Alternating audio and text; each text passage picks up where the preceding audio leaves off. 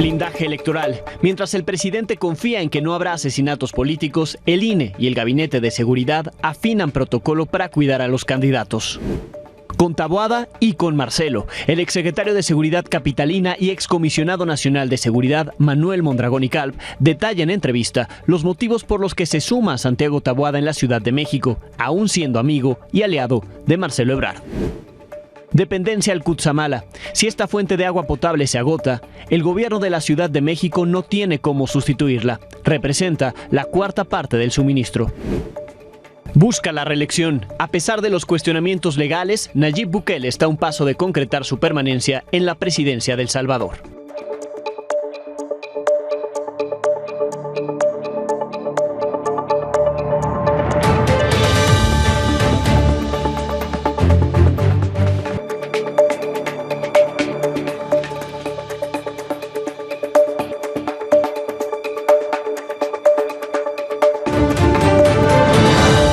Muy buenas noches. El Gabinete de Seguridad del Gobierno Federal y la consejera presidenta del INE, Guadalupe Tadei, se reunieron para hablar de la protección a los candidatos durante este proceso electoral.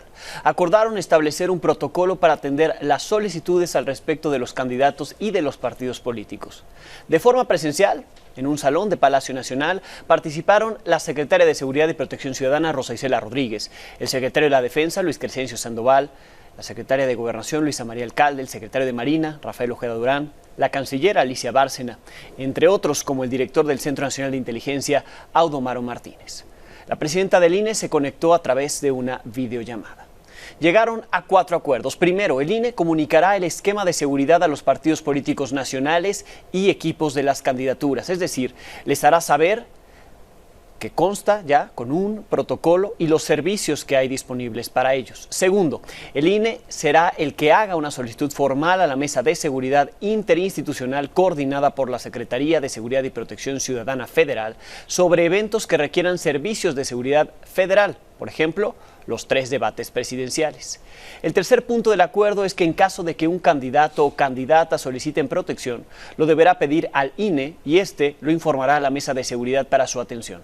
Se establecerá un directorio de todos los actores involucrados en el protocolo de seguridad a nivel federal y estatal y se instalará una mesa de ayuda central a nivel federal para casos urgentes. La reunión y los acuerdos se dan en medio de la violencia en el país, que incluye agresiones, amenazas y asesinatos de aspirantes políticos. Recordemos que van 8 precandidatos asesinados, el último ayer, Jaime Vera, precandidato del Partido Verde a la presidencia municipal de Mascota en Jalisco. A pesar de estos crímenes, el presidente Andrés Manuel López Obrador descartó que en este proceso haya riesgo de asesinatos políticos. Tal vez se refiere al origen o el fin del crimen, pero violencia contra políticos, por ser políticos, la hay. Y no veo tampoco el que vayan a haber asesinatos políticos, como se dieron en un tiempo, tocó madera, y no veo que se vuelva a la época en que dominaban los de la delincuencia organizada. No veo hacia adelante un narcoestado. En Morena ese parecía ser el discurso, pues ante los avisos que se dieron adentro del partido de la intromisión del crimen, hubo incluso hasta sanciones. La alcaldesa de Manzanillo, Colima, Griselda Martínez, denunció en una entrevista su preocupación, por la asistencia de 2 personajes presuntamente ligados al cártel de Sinaloa a los eventos de su partido, de Morena. La preocupación es legítima, pues recordó que ella ya sufrió atentados. Dijo que el presidente de Morena, Mario Delgado, la llamó para informarle que estaba expulsada del partido. La Comisión Nacional de Honestidad y Justicia de Morena confirmó esto, emitió un comunicado en el que explica las medidas cautelares contra la alcaldesa tras una queja por esas declaraciones vertidas en aquella entrevista. Se puso a consideración quitarle el registro para competir por el Senado, se le prohibió hacer más comentarios al respecto y le quitaron su cargo como consejera estatal de Morena. En conferencia de prensa, la alcaldesa dijo que va a luchar para que no le quiten sus derechos políticos. Presentan una queja en mi contra, que porque yo estoy dañando el movimiento, que porque yo hice declaraciones, que porque yo esto, que porque yo estoy diciendo que Morena tiene tratos con el crimen organizado. Pues eso yo no lo dije. y vamos a insistir también ante la Comisión Nacional de Elecciones para que no se violenten los derechos y nos regresen el registro que teníamos como candidata al Senado de la República. ¿Por qué? Porque considero que en ningún momento hemos infringido pues ni el reglamento, ni hemos ido en contra del movimiento que tanto nos ha costado. Pero el riesgo que tienen los políticos de la violencia no es tan fácil de evadir. Hoy el representante del PT ante el INE, Gerardo Fernández Noroña, recibió amenazas de muerte en redes sociales. Él y su equipo ya trabajan en una denuncia por esas amenazas. La candidata presidencial Claudia Sheinbaum le dio su respaldo. Tijuana, Baja California, ha vivido más violencia. Ahí la periodista Yolanda Caballero teme por su vida luego de que ayer un sujeto incendió su camioneta en el fraccionamiento Loma Dorada mientras ella estaba haciendo una entrevista. A pesar de que el agresor fue captado en este video que le presento en pantalla, no ha sido detenido. Esta madrugada, a través de su cuenta de Facebook, la periodista exigió que se esclarezca el ataque en su contra, el cual ocurrió 2 días después de una confrontación con la alcaldesa de Tijuana, Montserrat Caballero, quien la acusó de llevar a un ciudadano para protestar en uno de sus eventos. En entrevista para Milenio Televisión, la alcaldesa de Tijuana rechazó tener alguna relación con el ataque contra la periodista, algo que fue respaldado desde Palacio Nacional por el presidente López Obrador. Pues yo pido que se aclare, porque es un hecho atroz, que no hay ninguna prueba para decir que yo tuve que ver algo. Lo importante es el sistema de protección a periodistas, entonces no está funcionando y me veo en esta situación donde se me agrede. Por otro lado, pongo a disposición del Congreso, se me haga alguna cuestión para analizar y quitarme el fuero. También me pongo a la disposición de la Fiscalía. Yo conozco a la presidenta municipal de Tijuana, como a la gobernadora, y pues las considero mujeres íntegras, ¿no?, respetuosas de la libertad. No las considero capaces de un atentado. Más tarde, un grupo de periodistas se manifestó en el Palacio Municipal de Tijuana, donde fueron atendidos por el secretario de Gobierno, Miguel Ángel Bujanda, así como por el director de Comunicación Social, Miguel Ángel Torres Ponce. Ahí exigieron detener el hostigamiento contra Yolanda Caballero. Mientras tanto, la periodista informó que ya interpuso una denuncia ante la Fiscalía General de la República y aclaró que no responsabiliza de este ataque a la alcaldesa Montserrat Caballero. Por la tarde se comunicó conmigo la gobernadora y la fiscal y me asignaron una persona para mi protección. Sí quisiera dejarlo claro, o sea, yo no estoy responsabilizando a la presidenta municipal de Tijuana, Montserrat Caballero, por este hecho. Lo que sí yo comento es una situación que ha ido creciendo en esta última semana, donde primero han sido ataques a través de redes sociales por parte de la presidenta municipal de esta ciudad.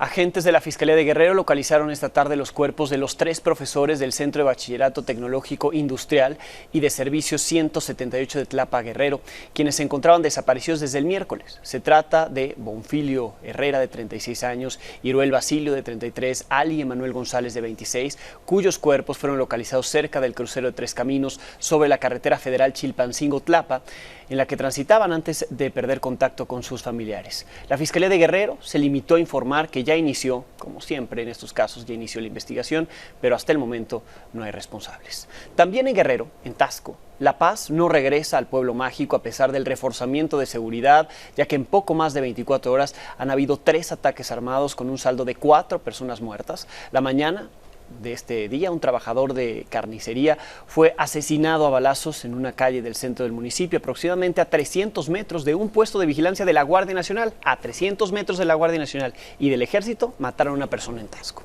Por la tarde, un cocinero de un restaurante de comida china fue atacado por hombres armados, quienes lo asesinaron adentro de ese establecimiento.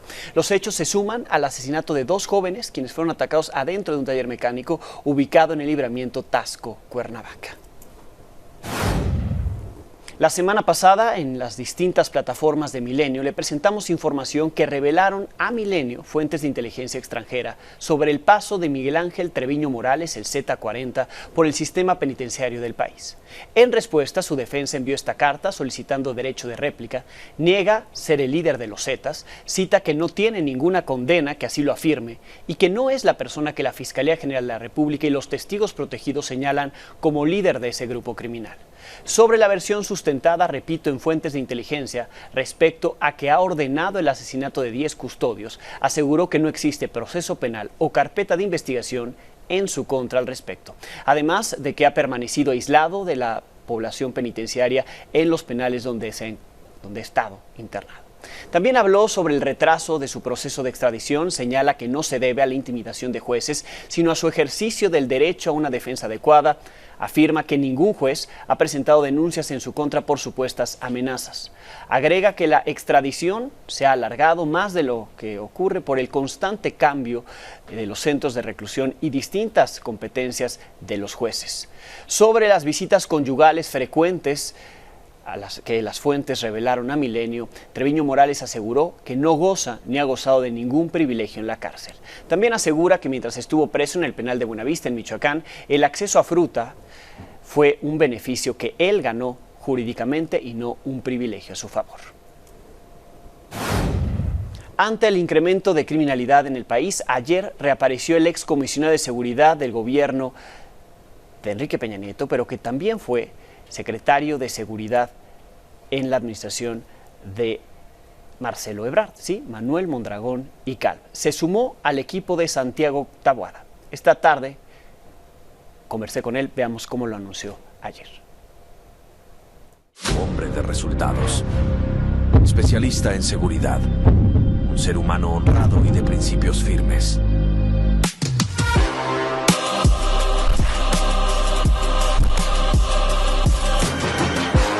Pongo totalmente la camiseta del cambio. Saludo al doctor Manuel Mondragón y Calv. Doctor, muchísimas gracias por su tiempo. Al contrario, Alejandro, gracias por el tiempo de ustedes. Estoy para servirles. ¿Qué significa que se pone la camiseta del cambio? Significa que estoy de acuerdo con varias cosas. La primera, con la persona. Conozco a mi querido Santiago hace mucho tiempo, hace 5 años inclusive, le dije, prepárate porque eres mi candidato para ser jefe de gobierno. Y lo logramos, finalmente lo fue, ya lo es. Ahora de un grupo de partidos X. Yo no pertenezco a ningún partido, pertenezco y estoy dado para Santiago Taboada. La otra razón es que soy citadino, soy de aquí de la ciudad y por 2 razones estoy dado a ella. La primera porque aquí nací, mis padres aquí nacieron, mis abuelos, mis bisabuelos y toda la genealogía para arriba. Y por otra parte porque veo las necesidades de la Ciudad de México. Conozco las necesidades de mi país. Perdimos la oportunidad con Marcelo Ebrard, mi querido amigo, y de alguna otra forma tenemos la oportunidad de ver por la ciudad que también tiene las suyas, tiene problemas y para eso de alguna manera pretendo apoyar, pretendo dar mi parte, mi capacidad, mi experiencia. Sí, en eso de la experiencia, usted fue secretario de Seguridad en la administración de Marcelo Ebrard, en el entonces Distrito Federal, y comisionado nacional de Seguridad al inicio de la administración de Enrique Peña Nieto. ¿Qué diagnóstico tiene de la seguridad? Le pregunto primero por la ciudad y después del país. Mi diagnóstico en la ciudad es, y infortunadamente lo que recojo, no diré que en algunos lados, sino infortunadamente en todos los sitios donde pregunto cuál es el problema más grande que tienen, que confrontan, y me dicen la seguridad, la inseguridad. Veo que hay problemas muy serios en esa materia. Conozco que hay problemas de la participación de por una parte arriba, de la delincuencia organizada. Cuando yo estaba de secretario de Seguridad, había delincuencia organizada en algunos lugares. No los voy a mencionar para no hacerlos hacedores del mal, pero había delincuencia organizada. Pero no tanto los carteles que ahora están metidos en la ciudad. el cartel X en Tláhuac, el cartel X en Milpalta, el cartel que está en la Gustavo Amadero, en Cuauhtémoc. Caramba, están metidos los altos carteles de la delincuencia, del narcotráfico, metidos en la ciudad. Pero eso no es lo más grave. Lo más grave son los grupos pequeños, que son múltiples. No nada más los grandes, hay que temerle a los cárteles grandes. Hay que preocuparnos de los carteles y de los grupos delincuenciales que son más dañinos, que son más lastimosos y lastimeros, que son rudos y que están trabajando, lastimando naturalmente, por redundar en ello, a la ciudadanía en extorsión, en secuestro, en robo, en homicidio, en feminicidio, en tantas cosas que todos los días amanecemos y tenemos que deglutir en todos lados de la ciudad. Y lo que es importante, a lo que quería llegar, es sin la participación ciudadana, sin los compañeros, mis conciudadanos, de la mano con la autoridad, no vamos a poder lograr nada. ¿Se suma como asesor o quiere ser el secretario de Seguridad en caso de que llegue Santiago Taboada a la jefatura de gobierno de la ciudad? Ya pondremos al secretario, ya lo ubicará Santiago Taboada.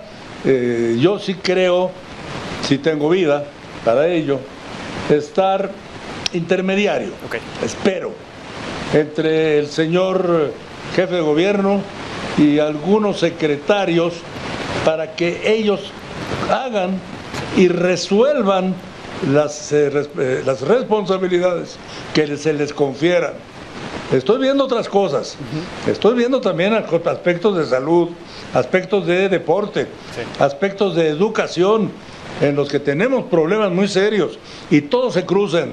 Yo espero tener una confianza con el señor jefe de gobierno para de alguna manera poder, si se puede, aconsejarle y también tener la oportunidad, si se puede, de apretarle a los secretarios para que hagan su función, la cumplan y naturalmente dentro del terreno de la honradez, de la honestidad, olvidándose de que aquí hay dinero, que hay negocios y que hay toda esa serie de cosas que no funcionan. Doctor, me hablan al inicio de la amistad que tiene con Marcelo Ebrard y le pregunto cómo está su relación con el presidente López Obrador, que se va, dejará el gobierno. Él lo había propuesto usted como su secretario de Seguridad en caso de ganar en el 2012, recuerdo yo. Al final usted se unió al gobierno de Peña Nieto. Usted dice, no tengo partido, nunca he tenido y trabajo por la sociedad. ¿La relación con el presidente cómo quedó? Mire usted, yo tengo relación no con el señor presidente, ni no tengo ninguna relación con el señor presidente.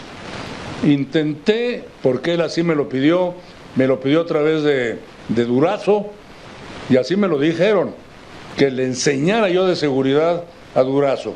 Tardé 6 meses dándole pláticas a Durazo yo lo tengo escrito todo lo de seguridad, lo que hicimos y cómo lo hicimos. Y procuré enseñarle a Durazo. Él estaba convencido. Cuando yo oía al señor presidente electo, todavía no tomaba posesión, decir en la televisión 2 semanas antes de tomar posesión que él haría una Guardia Nacional con el ejército y que sería el ejército única institución que él le daba el respeto de la honradez y de la honestidad y que no se las daba a los policías. En ese momento le dije a Durazo, pues dile al señor presidente electo que tomará posesión y protestará como presidente constitucional en 2 semanas, y esto es primera vez que lo comento abiertamente, que yo no acepto ya nada, porque sabía yo que no era por ahí, y si así lo siento hoy, y creo que no me equivoqué, que así no sería, ni Durazo iba a poder ser secretario de Seguridad, ni tendríamos seguridad en el país. Y creo que desafortunadamente en esos capítulos, ya olvídense si Durazo lo hizo o si ¿Rosa de qué? Rosa Isela Rodríguez. Si lo está haciendo ahora, no lo sé. Pero creo, mi querido amigo, que estamos lejos de tener una buena seguridad en el país. Creo que por muchos índices que hemos recogido, debemos estar preocupados desde Baja California Norte hasta Quintana Roo, desde las áreas del Pacífico hasta las áreas del Golfo, las áreas del centro sin duda. No hay un estado que se escape a los problemas severos de inseguridad. No ha sido la estrategia, desde mi punto de vista, la adecuada para el país. Yo no tengo partido, no tengo ningún partido ni de un lado ni del otro. Y lo que sí terminaría señalando, porque usted me preguntó del señor presidente, lo respeto como mi presidente, lo respeto sin duda, pero no tengo ninguna cercanía con él. Pero con Marcelo es diferente. Me preguntarían cómo es posible que usted estuvo con Marcelo y que ahora esté en otra área política. Y creo que esto es muy importante que yo pueda subrayarlo y decirlo ahora. El estuve con Marcelo sería una equivocación. Yo estuve con Marcelo, estoy con Marcelo y estaré siempre con Marcelo, que es como un hermano para mí. Creo en Marcelo. Marcelo creo que debió ganar la presidencia y yo tengo mi punto de vista por qué Marcelo no accedió ni ganó a la presidencia. Eso lo dejo a criterio de cada mexicano. Bien, le agradezco muchísimo. Es el doctor Manuel Mondragón y Calva. ¿Y qué responde Marcelo Ebrard, el exsecretario de Relaciones Exteriores? Tuiteó esto en sus redes sociales, lamentó la integración de Manuel Mondragón y Calva al equipo de Santiago Taboada a través de esta cuenta en redes. Dice, Manuel Mondragón es un amigo entrañable. Decidió dejar el camino que encabezo y así me lo hizo saber hace semanas. Lo lamento de verdad. Considero un error enorme sumarse al pasado que estamos empeñados en superar. Seguimos caminos distintos. El mío seguirá siendo la 4T. Ahí la aclaración que hace Marcelo Ebrard. Morena dio a conocer la última lista de quienes buscarán el voto para ser senadores en 8 estados. Destacan Omar García Harfuch y Ernestina Godoy en la Ciudad de México, Félix Salgado Macedonio y Ana Lilia Rivera en Guerrero. Postulaciones con las que la candidata de Morena a la presidencia, Claudia Sheinbaum, dijo no haber tenido nada que ver. En particular, evitó referirse al caso de Salgado Macedonio en Guerrero y mejor criticó a los consejeros del INE por su bono de 300,000 pesos. Es una decisión que toma el partido en una mesa de trabajo con las coaliciones. Así fue como se decidió, no es una decisión que yo tome en particular. La senaduría y son acuerdos que se toman en esta coalición que formamos. No está bien, no tienen por qué los consejeros electorales tener un bono adicional a sus salarios, que de por sí ya son muy altos. Todos son recursos públicos, pues no tiene ninguna razón de ser y no me parece correcto. Xóchitl Gálvez, aspirante presidencial del PAN, PRI y PRD, sigue en Nueva York, donde entre las reuniones que tuvo fue abucheada por simpatizantes de Morena, lo que generó una confrontación, por lo que hasta la policía local tuvo que acudir para montar un cerco que le permitiera a la candidata abandonar el sitio. Actualmente está en polémica si salió o no por la puerta principal, si usaron una falsa Xóchitl para evitar a quienes se manifestaban ahí y ella la sacaron por la puerta trasera. Estas son las imágenes captadas por Milenio ahí en Nueva York. Ahí los simpatizantes de Morena pues fueron a gritarle a Xóchitl Gálvez. Esta mañana el presidente Andrés Manuel López Obrador mostró la portada del que será su último libro como presidente. Se titula Gracias.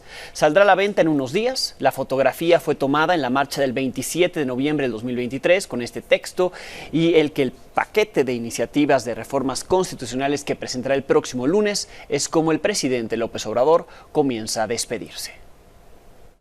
Son 20 capítulos. Como es bastante, pueden leer el que quieran, el que les llame la atención, porque es la historia desde que inicié, un repaso general. Hasta el día 31 de diciembre, ya me hubiese gustado estos días, ¿no?, agregar, pero no me he equivocado. Estos días no han llevado a contradicciones de lo que ahí planteo. Me acompaña en el estudio Miguel Eraña, investigador de la Universidad Iberoamericana y autor de distintos libros, distintas publicaciones que tienen que ver con las minorías. Miguel, bienvenido. Encantado, Alejandro. Enhorabuena. Minorías parlamentarias, por cierto. ¿Qué esperar de lo que se presentará el próximo lunes? ¿A qué prestar atención de este paquete de reformas y del momento, el momento político, el momento actual del sexenio en el que se van a presentar, se van a lanzar al Congreso estas iniciativas? Pues interesante la pregunta. Hay que esperar el contenido de las múltiples reformas. Sí. Parece que esto es un listado de adelantado a los reyes para el 25. Y se trata de una larga lista de reformas constitucionales que pondrían fin al sexenio de Andrés Manuel López Obrador y a estas dos legislaturas que le han acompañado. Por cierto, la actual, completamente fallida. Le ha logrado sacar una sola reforma. Solo una. Una sola, mientras las otras 17 correspondieron a una etapa donde Morena, sin mayoría cualificada, incluso con sus aliados, no pudo sacar más que esas 17 con un transfugismo, otros le dirían traición, de un grupo del PRD que se pasó, encabezados por el hoy gobernador de San Luis Potosí, se pasaron al bloque que les constituyó 17 reformas. El presidente no ha tenido reformas más que en el lapso de 2019 al 2022. Es decir, 4 años o 3 años y medio de reformas. Ni el primer año y ni este 23 y lo que va de este. Y tiene una lógica. A ver, para construir 2/3, por ahí oigo que la oposición recibe hasta regaños y les dice es el Congreso, por decirles poco tontos, otra cosa. Porque, dice un articulista, son 3/4 de votos. No, son 2/3. En Cámara de Diputados se requieren poquito menos que 340 integrantes que voten a favor. Y en Cámara de Senadores, 86. Son muchos votos. Y prácticamente eso hace imposible que sin diálogo, sin construcción de consensos, no haya tránsito de reformas. Así que en realidad es una carta de solicitud de regalos que formulará Morena.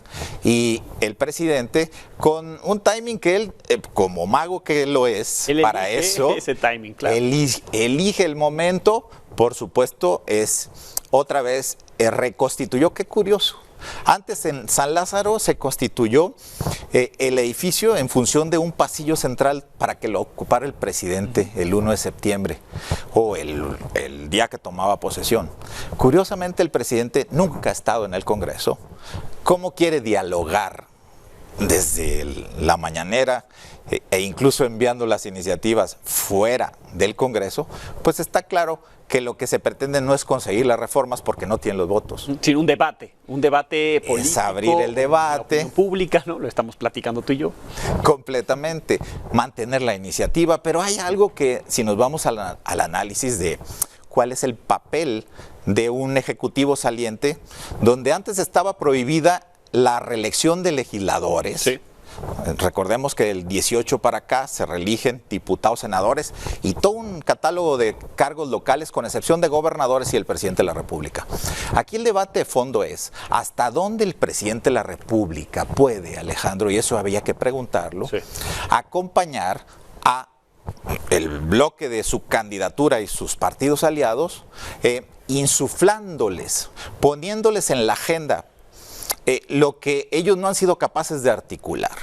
Entonces, el presidente puede estar buscando la reelección a través o por interpósita persona o candidatura, y eso netamente es afectación al piso parejo, a la equidad de la contienda y a los principios básicos garantistas de una democracia. Sí, ¿eso lo consideras si se llega a aprobar alguna de las iniciativas o simplemente con que el discurso se lo compre Morena, lo trae también la candidata? ¿Con eso tú consideras es suficiente para considerar que el presidente, no él no va a reelegirse como la posición del presidente, pero sí deja esa herencia? Claro, y mira, y lo puede hacer porque no hay una prohibición expresa, pero sí es un tema de principios. Éntrenle al debate en una asamblea constituyente si quieren reelegir al presidente o a la presidenta, pero pónganlo en la letra de la Constitución. Lo que no se vale es que tengamos autoridades ausentes, inanes, más preocupadas por obtener bonos en el Consejo General del INE. Tendrían que expedir reglas antes de que empiecen las campañas para restringir a los ejecutivos locales, a los 32, y al propio presidente de la República para que no intervenga de manera oficiosa. Veremos qué ocurre. Primero el lunes, si te parece, Miguel, veremos qué se presenta, lo analizaremos contigo y posteriormente durante este proceso que todavía le falta 4 meses. Para el jefe de gobierno de la Ciudad de México, Martí Batres, la crisis de agua se usa con fines políticos. Aseguró que sí se está trabajando para atender el problema. Pues ya ven que es temporada de sopilotes, ya se los decía el otro día. Pero no es así y además el gobierno está haciendo su trabajo cotidianamente y bien. ¿Cómo está este tema de que se está racionando el agua o se va a racionar también lo que se menciona en la Ciudad de México? Hemos informado puntualmente sobre los temas con ustedes en todo momento y además tenemos una comisión formada por compañeros del área de gobierno, sistema de aguas y participación ciudadana que atienden todos los días este tema y lo atienden bien. Lo cierto es que los niveles del agua en algunas de las fuentes de abastecimiento de la capital llegarían a un punto crítico si no se actúa. Es el caso del sistema Cutzamala. Este es un trabajo de mi compañera Fanny Miranda.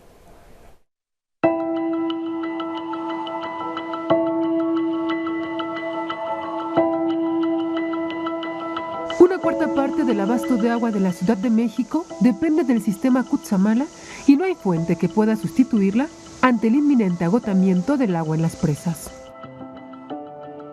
Si la fuente de Cutzamala se acaba, no tenemos otra opción, al menos la Ciudad de México no tenemos otra opción de más agua. Por lo tanto, estamos haciendo una estrategia de una distribución de lo que tenemos disponible para la ciudad. Por lo tanto, pedimos a los habitantes que nos ayuden para el uso eficiente de ese caudal que tenemos disponible. Mientras no llueva, no vamos a tener más disponibilidad de agua porque no hay otra fuente de abastecimiento. Son las únicas que tenemos. En la capital, el acuífero es la principal fuente de abastecimiento. De los pozos se obtiene el 42%. Le siguen las fuentes superficiales. El Cutzamala aporta el 29% y el sistema Lerma el 16%. En tanto que el sistema Chalmita, Chiconautla y La Caldera aportan juntos el 11% del abasto, mientras que de manantiales se obtiene el 2%. En conjunto, el suministro es de 26 metros cúbicos de agua por segundo, y de 8 metros cúbicos que eran aportados en promedio por el Cutzamala, ahora solo se obtienen 5. 2 metros cúbicos se distribuyen por este acueducto llamado La Caída del Borracho en Huixquilucan, Estado de México. Esta agua es la que llega hacia los tanques de Dolores y prácticamente es con la que distribuimos agua hacia las alcaldías de Azcapotzalco y de Miguel Hidalgo. El 74% del suministro de agua tiene uso habitacional, el 11% comercial y de servicios y el 15% tiene un uso industrial. Estamos empezando a estar en una crisis, pero pues con la ayuda de la población podemos mitigar un poco este tema, con el ahorro del agua, ¿no? Y el uso eficiente. Con imágenes de Kevin Rivera, para Milenio Noticias, Fanny Miranda. Para el próximo lunes 5 de febrero se anunció un paro nacional de transportistas. Hasta el momento se tiene certeza de que miembros de la Coalición de Organizaciones Unidas de Autotransporte se manifestarán en el kilómetro 90 de la carretera 57 México-Querétaro, aunque no se descarta que más conductores en otras partes del país realicen protestas en distintos puntos carreteros. Reclaman acciones para prevenir y sancionar los asaltos de los que a diario son víctimas. Previo al inicio de las movilizaciones, tienen considerado un diálogo con autoridades en busca de soluciones. El domingo habrá elecciones en El Salvador, con la posibilidad de que por primera vez en su historia se reelija un presidente, Nayib Bukele, que hizo todo para darle la vuelta a la ley y aprovechó su popularidad con polémicas decisiones de gobierno. Recordemos lo que lo trajo hasta aquí. Sí, protesto. Si así lo hiciereis, que la patria os premie. Con 37 años, en 2019, Nayib Bukele se convirtió en el presidente más joven de la historia moderna de El Salvador, con el partido derechista Gran Alianza. Cansados de décadas de corrupción e inoperancia de los partidos tradicionales ante el avance de la violencia y el estancamiento de la economía, los salvadoreños vieron en el expublicista a alguien que por fin estaba dispuesto a cambiar las cosas. A principios de 2020 comenzó a trabajar para aplicar las políticas más polémicas de su gobierno. El 9 de febrero de 2020 irrumpió rodeado de militares la Asamblea Legislativa para presionar a los diputados a que le aprobaran un préstamo de $109 millones para combatir la inseguridad. Dios, tú me pediste paciencia, pero estos sinvergüenzas no quieren trabajar para el pueblo.